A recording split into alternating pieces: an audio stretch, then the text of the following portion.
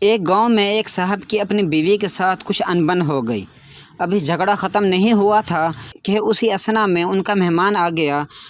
خامد نے اسے بیٹھک میں بٹھا دیا اور بیوی سے کہا، فلاں رشتہ دار مہمان آیا ہے، اس کے لیے کھانا بناؤ۔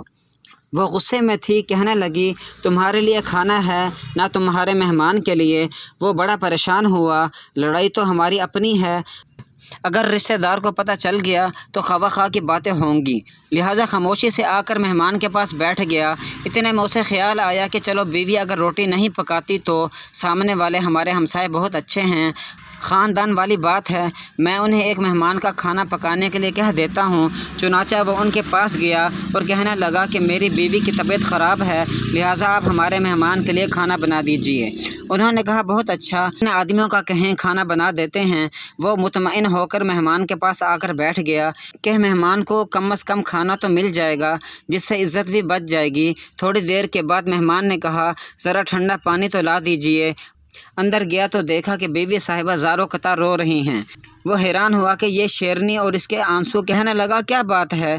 اس نے پہلے سے بہت زیادہ رونا شروع کر دیا، کہنے لگی، بس مجھے معاف کر دیں۔ وہ بھی سمجھ گیا کہ کوئی وجہ ضرور بنی ہے۔ اس کے خاوند نے کہا، بتاؤ آخر تمہارے رونے کی وجہ کیا ہے؟